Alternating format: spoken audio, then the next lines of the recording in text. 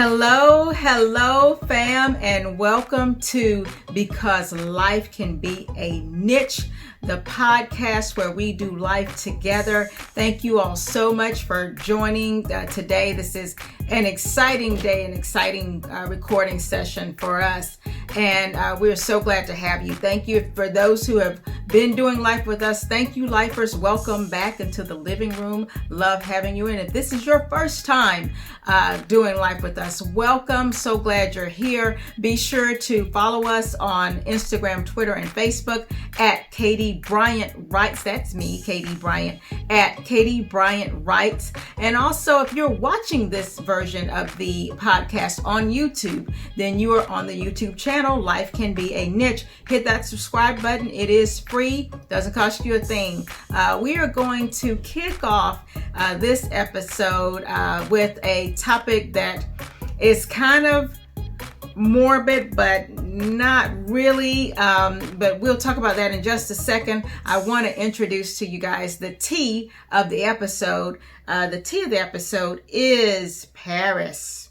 This is one of my favorite teas. I love it, love it, love it. It is a loose leaf tea. You know, lately, these past few podcast episodes, we've been either not doing tea or doing a very weak version of tea. We did sweet tea last week, but we're back to the good stuff, back to the loose leaf tea. Go out and get yourself some Paris. It is so calming and so relaxing. But with that being said, I am excited this weekend because I am celebrating my birthday. This is my birthday weekend. We're recording a little bit earlier than we normally do. We release on Monday, so the episode will drop on Monday by 7 a.m. But that's neither here nor there. I am today talking about a topic that's kind of different. I said it's a little bit morbid, but not really. So I started my birthday weekend off with death. And by death, I mean mine, and preparing for my death. So this is my last will and testament right here. I don't want to show too much of my business on this deal. So I have my last will and testament. And I didn't expect to actually come to you and talk about death and dying and all that stuff, especially on my birthday weekend, because I'm excited about that. But that's where it is. And the reason we're talking about it is because of, again, the coronavirus chronicles and the fact that I actually went to see my attorney in January. And I knew that I already had a will in place, and this is probably my third round of updating it. And I went to see him in January, and we sat down and we went through everything. I told him everything I needed to do, and then in February he sent me a draft, and I was supposed to review it all, which I did. I went through with a fine-tooth comb, just making sure that everything was in order and that I had all of the plans in place, you know, in the event that I go to the upper room. But I'm not trying to go to the upper room. I'm just saying I want to be ready. I want my business in order should I go to the upper room.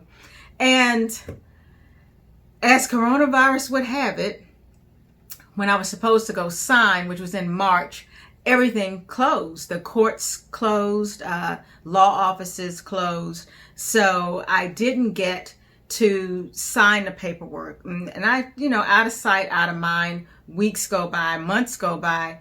And now as Georgia is reopening and opening everything now, so the courts are now opening and my law office opened. And I got a call, my attorney's on the phone, and he's like, hey, you ready, KD? It's time to sign, to pick up where we left off. And at first I was thinking, oh yeah, let's do that. And he said, okay, I'll see you, on Friday. And it's, of course, the weekend of my birthday.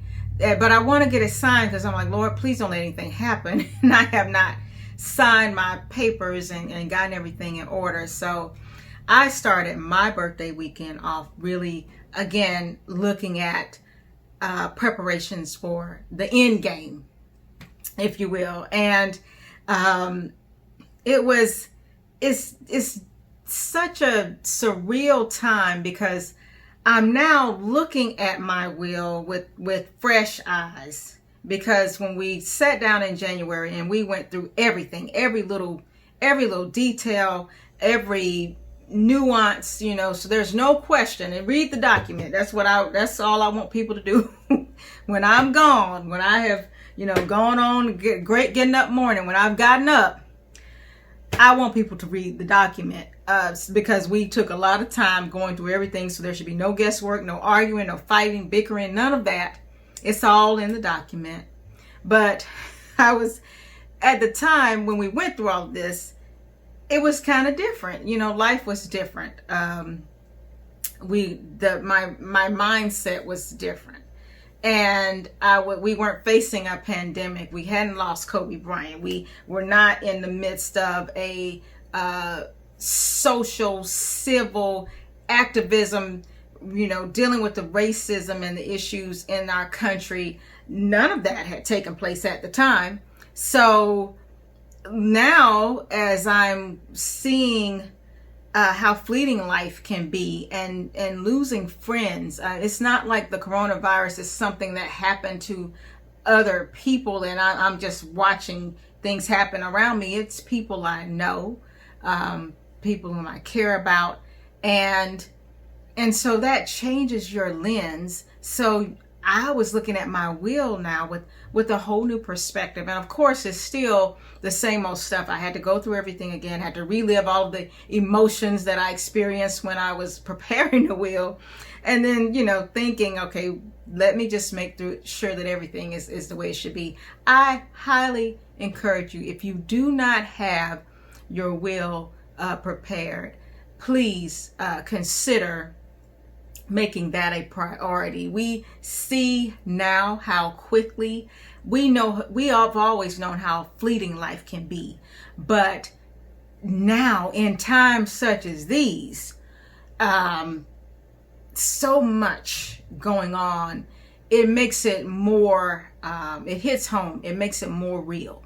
And you need to just have everything in place. And I was one of those people, my first will, I printed it out, some online thing, and wrote all the stuff in, filled everything out, and then, had it set aside, and then I updated it, and I did it again through a service offered through my my employer, and you fill everything in. But I remember sitting with my mom when my father passed, and they actually had an attorney prepare their will, and it cost them a little bit more money than definitely what I spent with the little bit of stuff that I did in the notarization and things like that. But it was so detailed and so laid out that it really eliminated a lot of guesswork and was very clear, and even saved my mom money, I think, in the end, because everything was already taken care of up front. So even in probate, money that some people end up having to shell out was not even a part of it because of the way their will was drawn up, and the way my father's will was drawn up. And I remember thinking, let me invest, let me pay an attorney. And I still thank goodness my employer does cover that. I have that as an add-on in my insurance. I'm grateful for that because I know a lot of people don't, and it can be pricey. But if there is an opportunity or a way that you can consider having an attorney draw up your will, it is well worth it. It's worth it for your family. It takes a lot of the guesswork out of it, and it really makes you reflect on life and on the end and how you want the end to be, even down to who you want to be in charge of things. So in there it has, in case of my untimely death and my children are still minors, how is the money to be handled? Who will be who will be the trustee, and how is their trust going to be given out? And then it says, and it spells it out. It's so creepy now looking at it because my emotions are so raw and open with everything that's happening in the world that I'm just in a different place. And so, in January when I read it, I'm like, oh yeah, if they should, go to college or buy a home or, get married. But when I read it just like a day ago, it was, wow, I won't be there when they go to college. If this happens, if you are reading this document, this last will and testament, if you're reading this, that means I'm gone. So, she ain't coming back. She's out of here. And if I've checked out, that means I'm missing your college. You're going to college. I'm missing you buying your first home. I've provided the money and the finances, but I'm not here to see that. And it just makes you think about how you want that to be. I mean, I even had everything down to, whether or not I want to be cremated or whether or not I want to be buried. Buried, by the way, I want all of me. And I know y'all, I know people say, well, that's a waste of money. And, cremation is the way to go. You're not going to have that body. You'll have a heavenly body. And I don't care. Go ahead and put all of this, embalm it, and just stick it in the ground. We'll see what happens. We don't know what's going to happen. You don't know how you're going to get up on that great getting up morning. I don't want to have to be the bionic spiritual woman where you got to gather my ashes up from the beaches and places I've traveled. I just want to just go on and get these dry bones on up and let it all be intact. Now, I know folks are like, some people are like, that's crazy. That's just putting money in the ground. Go on and put it in the ground. I already got it taken care of. So there should be no argument about that, because we don't really know. No one knows when you go. And I know they say, to be absent from the body, is to be present with the Lord. I believe that. But do you really, God's idea of time and our idea of time is different. Nobody's come back and told us, in 30 seconds I was out of there, or it was instant, or, nobody has come back to say. And so I just want all of me intact. I know it's the craziest thing ever, because it won't be this body. But that's what I want when I'm looking and my spirit is watching on as y'all, cry or dance or cheer, whatever you got going on. Whatever's happening, when y'all lower me down in that ground and throw the dirt on me, I want it all intact, all of me. Now, I did say I will donate my organs if they're viable. Please, have my liver, have my kidney, have my heart. Yes, absolutely. But I should have written in the clause that I wanted to keep my eyes, because the eyes are considered, they're organs. And I want my eyes so I can see on that great getting up morning exactly how everybody else is coming up, how we all gonna go up there. But anyway, I should have written that. I did not put in there, eyes are off limits, but it'll be okay. It'll be okay. But anyway, all that to say, it is very important to have your medical directive, your power of attorney. If I happen to become incapacitated, or there's some accident and I'm not able to function or to think for myself or for my children, to have people in place who know exactly what your wishes are, even to the point of, if I am terminally ill, how do I want my care at the end to be? Do I want y'all to throw the baby in the bathwater trying to save me, or just let me die naturally, or, whatever?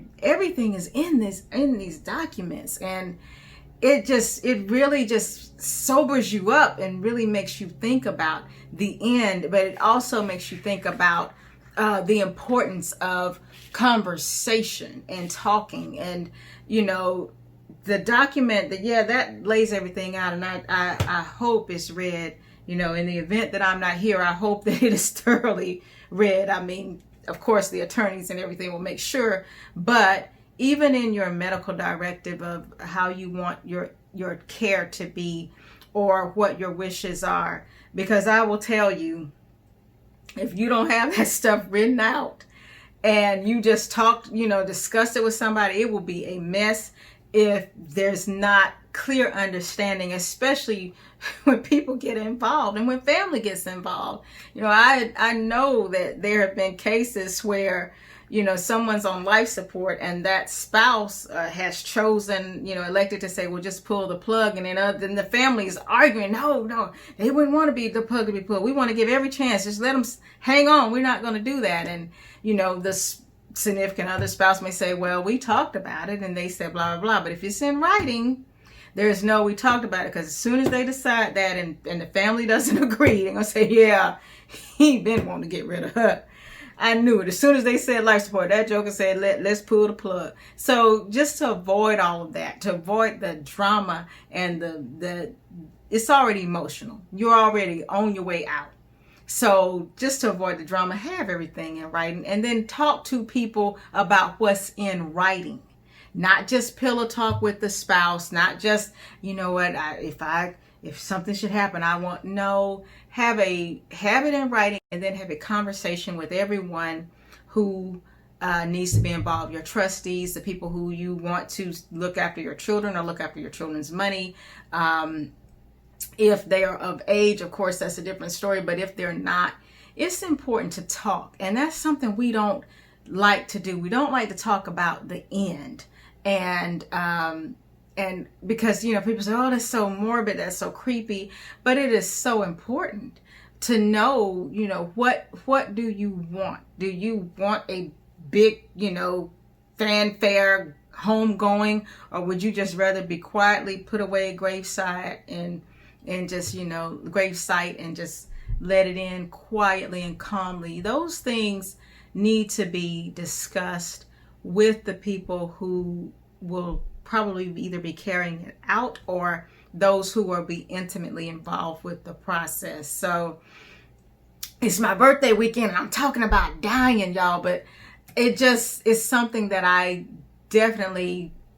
had a wake-up call with some of the things I learned that I didn't know, and it just God laid it on my heart to share this information. This is important to know and to have. And so many of us, if you did the online thing like I did at first and printed out your will and then, just click and check and point. There's so many more little things that were not a part of that point and click that I needed to have taken care of, especially if you have children.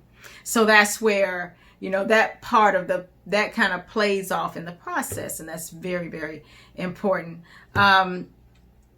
But still, just get everything in writing so that it's very clear where you are, and then how you want people to behave, what you want done, how you want things handled and carried out, so there'll be no bickering and going on and on about what she wanted. She told me this, she told me that. It's read the document. I mean, if nothing else, that's all I want people to remember when I'm gone.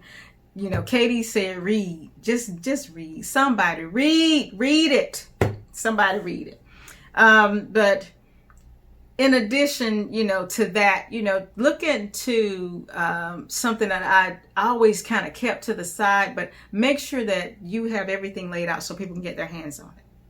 And that they know if you have safe deposit box or if you have things in a fire safe, make sure people know where the keys are, because it's already emotional. And if you've gone on to glory and folks have to look around for keys to unlock this or to find this, and it creates more chaos than it's worth, and it just causes so much additional pain to go through that. So that was my attorney was like, hey, Katie, whatever you do, have your stuff laid out, tell people where it is, make copies, give people directions of where the keys are, have this conversation when you get home. So that is what I did, and I still have to make sure that I type everything up and organize it so that folks know and it's not a scramble or anything like that. But also look into your small death benefits. I'm a member of an electric cooperative. They don't offer a small death benefit, but some electric cooperatives do. So if you're a member of an EMC and they provide your electricity, make sure you check and see if they offer that. A lot of banks do that. I don't know if they do that now, but when I first opened my bank accounts, it was, hey, if you happen to leave here, you die, it's $1,000, death benefit that goes to you. There's no additional cost to you. That's just part of it. So little things like that you may not have accounted for in a will per se, but there are things that that you have those written up so someone can collect on. Don't leave anything on the table. Even I don't care if it's $500. Just make sure that those little things are taken care of. But aside from that and the part of the business side of it and preparing for death, I wanted to share with you something that I have heard, and my mentors have shared it with me. I've been studying a lot. One thing about this quarantine and sheltering in place is I spent a lot more time quiet. I wasn't binge watching things. I was either reading or researching or studying or trying to find out stuff, because it's hard to binge watch with two kids who want you to watch them play Fortnite all the time. So I just haven't had the opportunity to kind of do that. And the stuff that I want to binge watch, I can't have on when they're up anyway. So I have been spending a lot of time reading and listening to webinars and signing up for everything free that's offered. If it's free, I'm on it. And one of the pieces of advice that I've heard probably 10 times, so now I'm going to consider it confirmation at 10 times, it's a done deal, is when you're doing life, and this is aside from just death, but life, is to think about things with the end in mind. And if you look at things that way, plan your life with the end in mind. And so it still goes back to death, because a couple of places that I've studied and webinars that I've taken have said, write your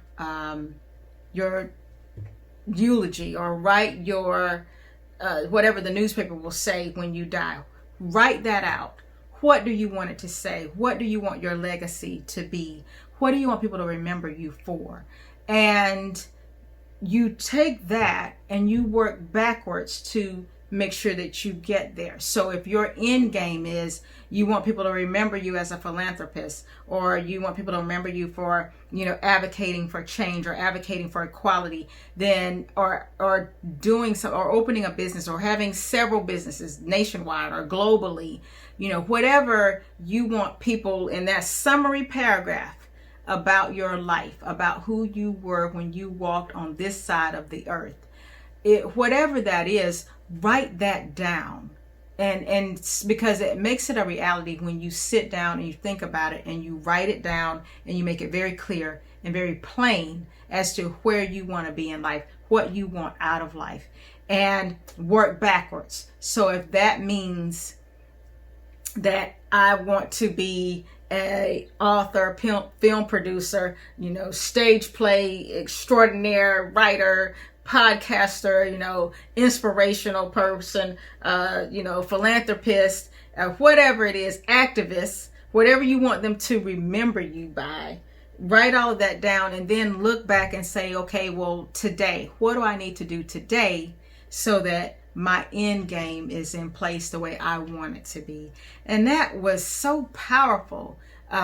Just looking at it that way, it's a little different than saying, developing a mission statement for your business, or developing, your North Star. This goes beyond that into, okay, what do you want people to remember you for? What do you want your summary to be? And work backwards. So in 3 to 5 years, what do you need to do toward that? In 2 years, what do you need to do towards that? In 1 year, what do you need to do toward that? In a quarter, what do you need to do? In a month, today, what do you need to do today for the end game? And it really helps you to hone in on exactly what you should be doing and focused on that. And then all of the extraneous things that are not contributing to whatever your end game is going to be, c'est la vie. Just say, okay, I'm not doing those things because these things are not contributing to my end game, to my eulogy, to how I want to be remembered, or how I want my legacy to live on. And I mean, it's a little bit weird when you do it at first, because at first, you might tear it up and start over, because, you hear lies, Katie, Brian, blah, blah, she did da da da da da da da da, she did this, da. But in the end, I have an outline of how I want to be remembered, what I want my legacy to be. That's so much bigger than just pieces like I wanted to start a podcast, or I wanted to be a media, contributing to media, or to be an influencer. It's beyond just, starting a YouTube channel. It is, what will people say about that YouTube channel? That's where I'm working, and I'm still hustling, trying to get it together and writing. But every day I do something toward that end game of how I want to be remembered, and what I want my legacy to be, and taking it a step further, which I didn't even expect that, but it just kind of, I guess if you're doing that all the time, it also guides your premise and how you do life. Which is, hey, well, that's what we talk about. It's life. Life can be a niche. And how do you handle, doing life and doing what your purpose is with the end game in mind? And that is, my goodness, just how am I handling this coronavirus? In the end, when my children look back and they remember 2020, and they remember the social activism and what we have done as a family, and how we didn't vacation, when we changed all of our vacation plans, what will they remember about what mom did to make everything right for us at the time? We're still smiling and we're still happy. I want them to tell their grandkids about, oh boy, your grandmama, whew, she was a mess. Or, we couldn't go to the beach, so she said, make your own beach and go out in the sprinklers. It's sunshine, it's sky. I did that today. It's sunshine, it's sky, you got some sprinklers. You want to go to the beach, we're not going to the beach. Have at it. Turn the water on. Go crazy. I'm thankful that we have water. I'm thankful that we have a yard. I'm grateful for those things, but I want the memories, the legacy. So everything is about the end game, and what a world this would be if everyone operated as if they were operating in the end game. If they were operating in, okay, what are people going to say about you when you die?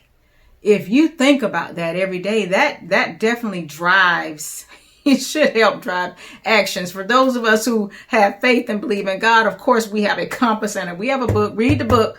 We have a blueprint to live by. But in addition to that, you have to act out and live out what it is you believe, and what your whatever your guiding compass is. You have to act that out, and just looking at it from the end result of how you will be remembered, or even strangers or people that I work with, how will you remember me when you think about KD, or when you're telling your friends or your family, I used to work with this lady named KD. Woo! See, I don't want to be like, I don't want people when I'm gone like the Munchkins on The Wizard of Oz, when that house fell on the Wicked Witch, and that coroner came out there, and he had a sheet, kind of something like this, and he's like, I don't want people to be like, she's not only merely dead, she's really most sincerely dead, and everybody was cheering. I don't want people to be cheering about me being gone, like, oh, that was a mean, surly, hateful woman. I don't want that to be my legacy. So I do govern myself accordingly with how I leave people feeling. What's the end game? When you think about me when I'm dead, what are you going to remember? Me being just a crazy old mean? No, I hope not. I hope you remember me fondly.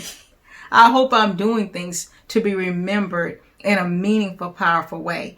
But that just brings it all home, is when you plan and you live with the end game in mind, with the last day. On your last day on earth, when you close your eyes for that last time, what will people remember? And it's a great practice for just developing your goals and your strategy and where you want to be in life. Like I said, it really changed my whole perspective and how I work toward things. Because when you work from the end game backwards, it really does change how you operate and how you do things. And then even like I said, in your personal life, when you work with the end in mind, with what you want people, what do you want your grandchildren to say about you? What do you want your friends to say about you? What do you want your spouse to say about you? Then it definitely changes the way you operate and the way you move. So it's just been a surreal,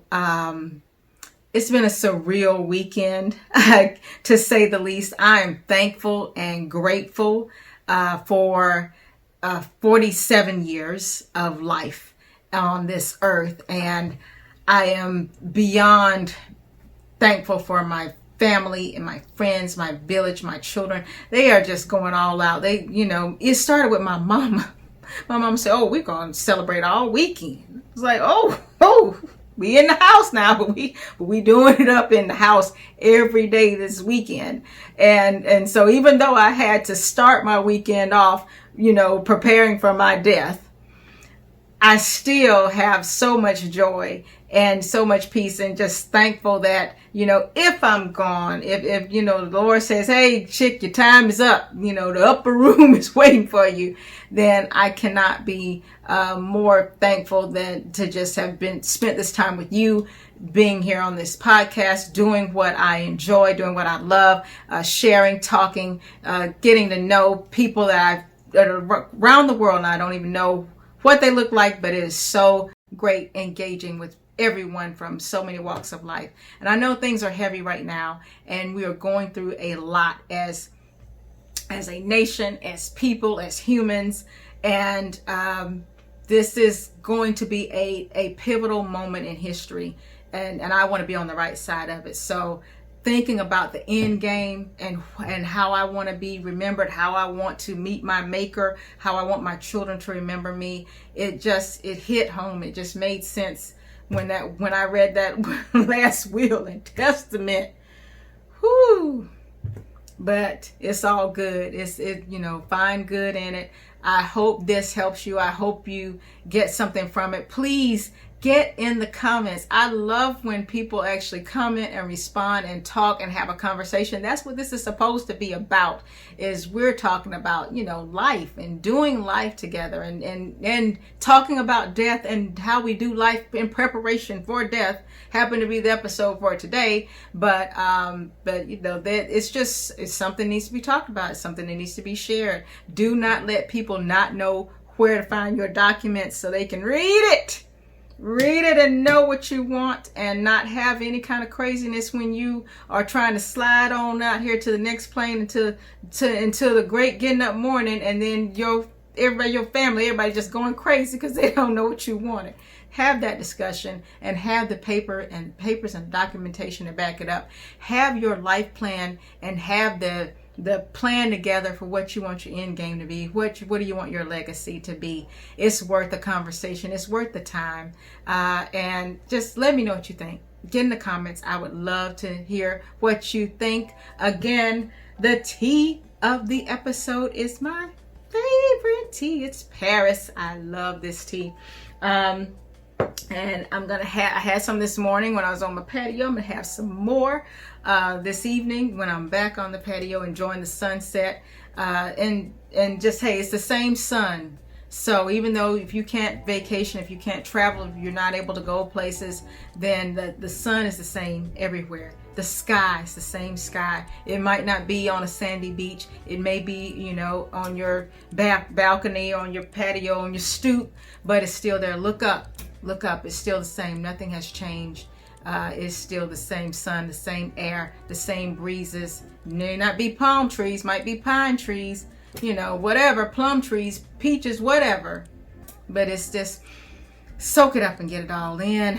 You're on the right side of the dirt. We're all on the right side of the dirt. So I just say to you, enjoy doing life. Thank you for joining this episode of Because Life and Death Can Be a Niche. Love having you and spending this time with you. Please remember, if you're watching the YouTube channel, if you're watching the video version of this, which I would love for you to do that on the channel Life Can Be a Niche, please subscribe. It's free. It doesn't cost you anything. Subscriptions help us, and the comments are make it even better. Engage. Let's talk about it. If you're on social media, Instagram, Facebook, Twitter, at KatieBryantWrites.com is my website. At Katie Bryant Writes is how you reach me on the social channels. Would love to hear from you and chat with you. You guys, be good to each other. Take care of yourselves. Find the good in everything. It's always something good to find. And I will see you when I see you.